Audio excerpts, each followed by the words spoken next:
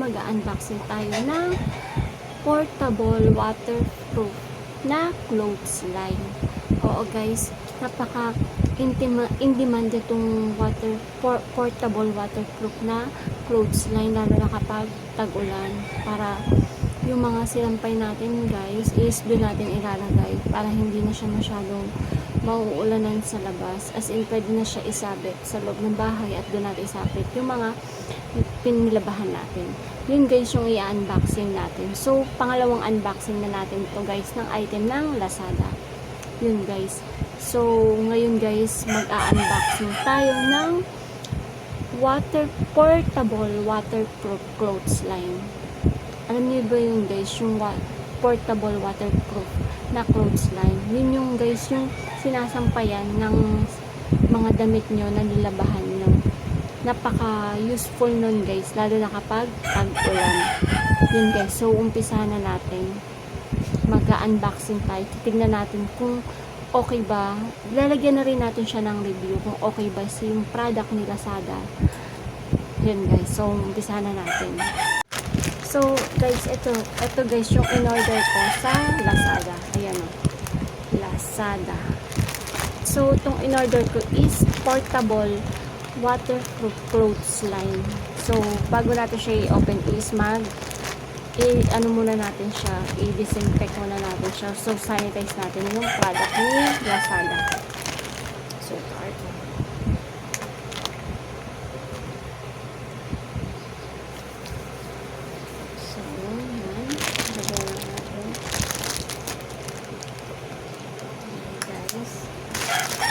Disinfect lang natin to guys. Alam nyo na, pandemic, so kailangan nasa sanitize yung mga product ni Lazada or anything guys na in-order nyo from outside. So kailangan siyang ina-alcohol for safety.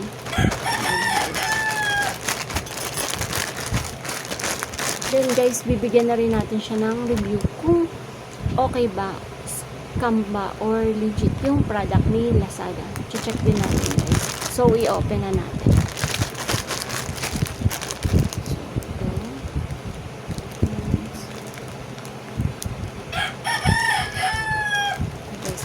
Bali guys, ang bili ko dito is 45 pesos.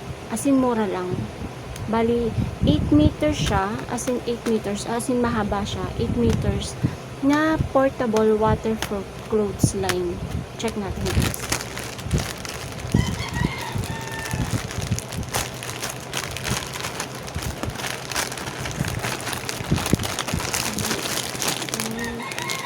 Ito siya guys.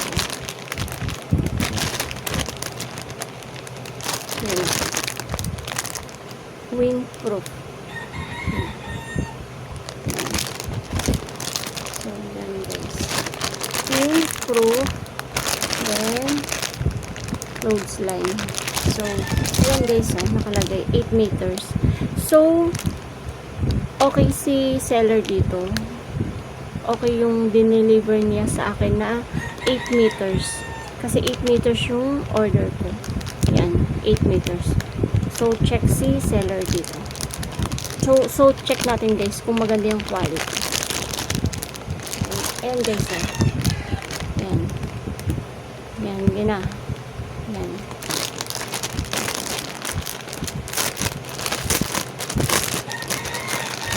So guys. So, ganito lang siya guys.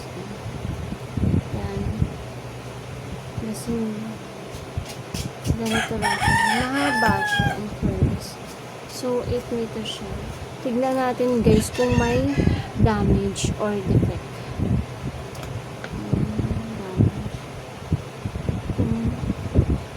Mukha naman siyang matibay. Ito guys. Check natin ano.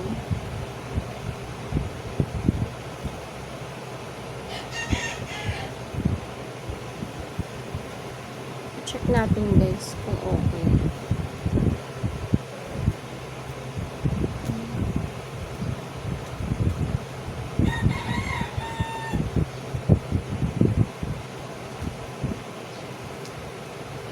Check natin hanggang dulo. i-check natin siya hanggang dulo. So, ito guys yung dulo. So, na-check natin yung quality. Okay naman, matibay. Okay siya guys. So, para sa akin, tong seller is legit. Okay siya. So, pwede siya i-recommend sa iba. Kaya guys, umorder na kayo ng portable windproof clothesline. Yan guys. So, waterproof na rin siya kasi plastic siya. Order na kayo guys. 8 meters to. So, return na natin.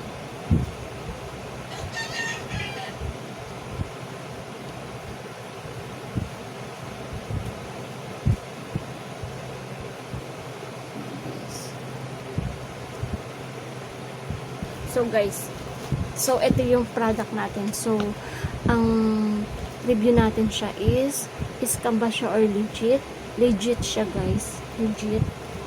Then, ang order ko is 8 meters. So, 8 meters na blue. So, yan. 8 meters siya. 8 meters. Then, color blue. Then, ang quality naman niya is okay. Yan guys. So, okay si seller guys. So, okay siya. Guys. So,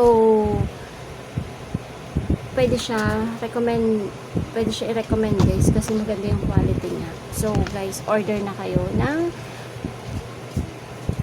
portable windproof clothesline. So, dyan magtatapos guys yung unboxing natin at review ng portable windproof clothesline. Next time uli guys. So, enjoy watching and don't forget guys to subscribe, like, share, and comment to my YouTube channel. Thank you!